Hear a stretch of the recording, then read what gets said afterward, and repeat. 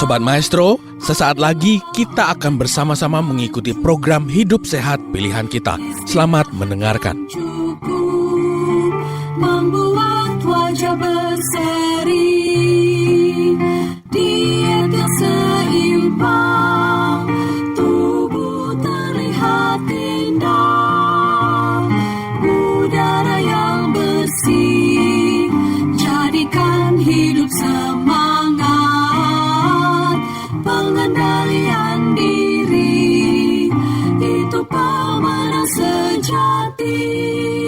Hidup sehat, anugerah Tuhan. Hidup sehat, sangat berharga. 10 hukum kesehatan. Manfaat yang ketiga atau target, tujuan yang ketiga, kenapa makanan itu harus bervariasi, kombinasinya harus tepat, adalah untuk menjaga atau memperkuat efek fitokimia makanan tertentu. Tadi saya sudah sempat sebutkan contohnya. Ketika kita makan makanan yang mengandung zat besi dari tumbuhan, digabung dengan vitamin C dari buah-buahan, maka efek penyerapan zat besi akan ditingkatkan oleh vitamin C yang berasal dari buah-buahan. Dan hal ini juga terjadi pada fitokimia yang lain, pada unsur-unsur nutrisi yang lain yang ada di dalam bahan makanan yang berbeda-beda. Itulah sebabnya prinsip keanekaragaman yang mencakup variasi dan kombinasi yang tepat harus kita lakukan di dalam diet kita. Jangan makan makanan yang sama berhari-hari, karena cenderung kita akan mengalami toksisitas karena akumulasi atau mengalami defisiensi dari unsur-unsur nutrisi tertentu. Kita masuk pada prinsip yang kelima. Prinsip yang kelima ini adalah prinsip keteraturan. Kita dianjurkan untuk makan teratur. Makan pada jam makan yang sama setiap hari. Salah satu hal yang sangat penting yang bisa kita pelajari dari prinsip keteraturan ini adalah kita tidak dianjurkan makan karena didorong oleh rasa lapar. Ketika kita makan karena didorong oleh rasa lapar, maka sudah terlambat. Kita sebenarnya sudah mengalami kekurangan dari beberapa unsur nutrisi tertentu termasuk air, dan cenderung kita tidak bisa mengontrol jumlah makanan kita karena sudah didorong oleh rasa lapar. Itulah sebabnya yang terbaik adalah makan di jam yang sama. Makan di jam makan. Kenapa harus makan? Karena sudah jam makan. Itu adalah jawaban yang terbaik. Makan 3 kali atau 2 kali sehari dengan berpatokan pada kecukupan kalori yang kita sudah pelajari sebelumnya. Makan pada jam makan yang sudah direncanakan secara teratur dan konsisten. Hal ini juga dari penelitian, ketika kita terbiasa makan pada jam makan yang sama, itu akan menyinkronkan, akan membuat sinkron antara otak kita dan kemudian organ-organ perifer yang ada di dalam tubuh kita. Ginjal, kemudian pankreas, usus, liver, dan lain sebagainya. Ketika otak kita sinkron dengan berbagai organ perifer, kita sebutkan sebagai organ perifer yang ada di dalam tubuh kita, maka kita akan menjadi lebih sehat, di mana penyakit MAH tidak akan terjadi, atau bahkan penyakit-penyakit kronis yang lain yang sering disebabkan karena kita tidak makan pada jam makan yang sama setiap hari. Sehingga tidak sinkron jam biologis antara otak kita dan kemudian organ-organ perifer yang menghasilkan hormon dan enzim untuk membantu proses pencernaan manusia. Itulah sebabnya sekali lagi jangan lupa bahwa kita perlu untuk makan teratur. Makan di jam-jam yang sama setiap hari. Karena itu adalah yang terbaik dan memang sudah didesain oleh Tuhan untuk kita lakukan supaya kita bisa mendapatkan kesehatan kita dari makanan yang kita makan. Jadi jangan lupa prinsip 7K yang kelima, yaitu keteraturan pola makan. Makan 3 kali atau 2 kali sehari dengan berpatokan pada kecukupan kalori. Jangan makan karena didorong oleh rasa lapar. Kita makan karena sudah jam makan. Makan sebelum lapar dan berhenti sebelum kenyang. Itu adalah insight yang kita bisa dapatkan dari prinsip keteraturan ini. Ketika seseorang makan pada jam makan yang sama, pagi, kemudian siang, kemudian malam, maka yang terjadi adalah unsur-unsur nutrisi akan meningkat di dalam darah. Dan kemudian setelah mencapai waktu tertentu, tentu saja berbeda untuk setiap unsur nutrisi, maka unsur-unsur nutrisi tersebut akan masuk ke dalam sel, berpindah ke dalam sel sehingga kadarnya di dalam darah akan berkurang. Berkurang dan kemudian tiba pada tahap awal. Kemudian jam makan siang tiba, orang tersebut makan, unsur nutrisi dalam darah akan meningkat lagi. Sesuai dengan jam tertentu, berpindah ke dalam sel, kadarnya berkurang di dalam darah dan turun sampai pada tahap awal. Dan makan malam juga seperti itu, dan seterusnya. Maka kalau kita lihat, ini tidak akan menjadi masalah pada orang tersebut. Karena tidak akan ada akumulasi atau tidak ada unsur-unsur nutrisi akan menjadi sangat tinggi. Tetapi, kalau kita makan tidak pada jam makan yang sama. Jam 7 di rumah sudah sarapan. Ketika datang di kantor, dikasih snack, makan. Dikasih susu, makan. Dikasih kue, makan. Maka yang terjadi adalah unsur nutrisi naik di dalam darah. Belum turun sampai pada tahap awal, pada tahap yang bisa kita sebutkan tahap normal awal, udah naik lagi di dalam darah.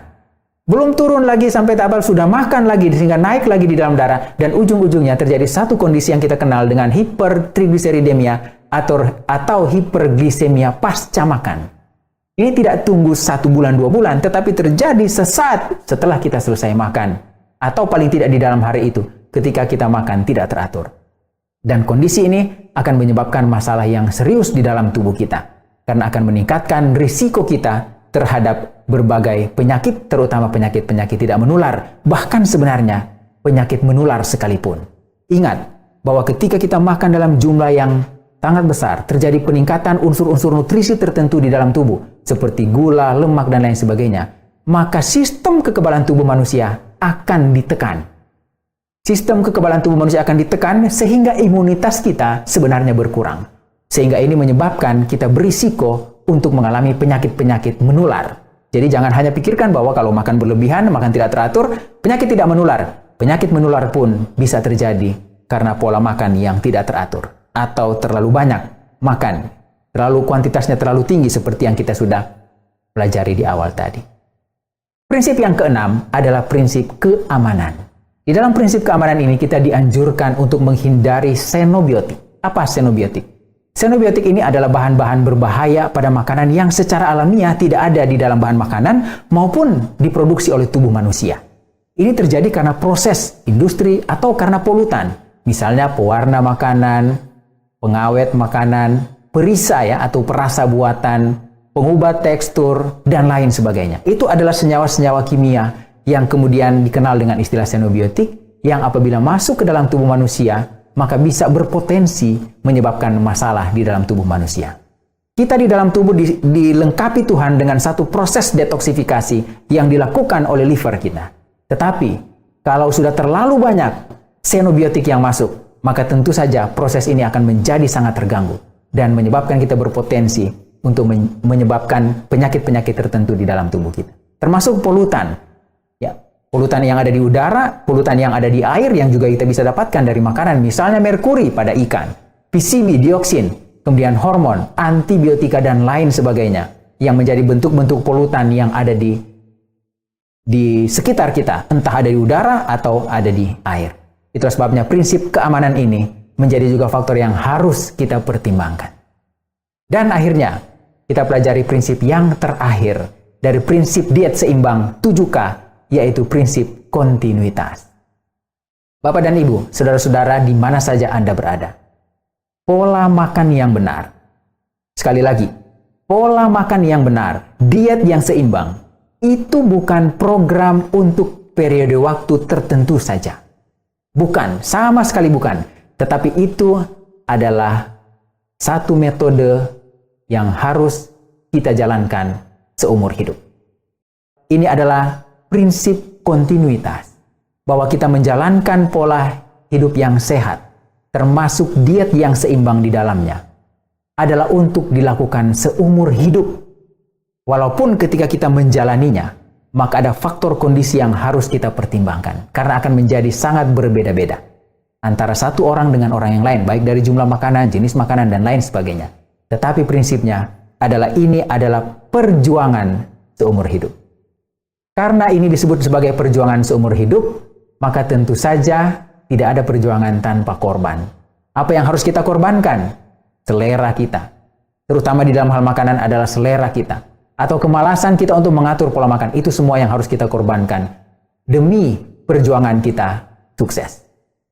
Semoga Tuhan akan memampukan Bapak dan Ibu, saudara-saudara, untuk dapat melaksanakan, mengimplementasikan diet yang seimbang di dalam kehidupan setiap hari, supaya kemudian kita bisa mendapatkan kesehatan yang sempurna, yang kita bisa nikmati untuk menjalankan aktivitas kita sehari-hari dalam keadaan yang sehat dan terhindar dari penyakit tidak menular, bahkan penyakit menular sekalipun. Terima kasih, salam sehat dari Rumah Sakit Advent Bandung. Sobat Maestro, Anda baru saja mendengarkan program Hidup Sehat Pilihan Kita. Terima kasih atas kebersamaan Anda. Istirahat yang cukup membuat wajah berseri. Diet yang seimbang, tubuh terlihat indah. Udara yang bersih, jadikan hidup semangat. Pengendalian diri, itu pemenang sejati. Hidup sehat, anugerah Tuhan. Hidup sehat, sangat berharga. 10 hukum kesehatan. Hidup sehat.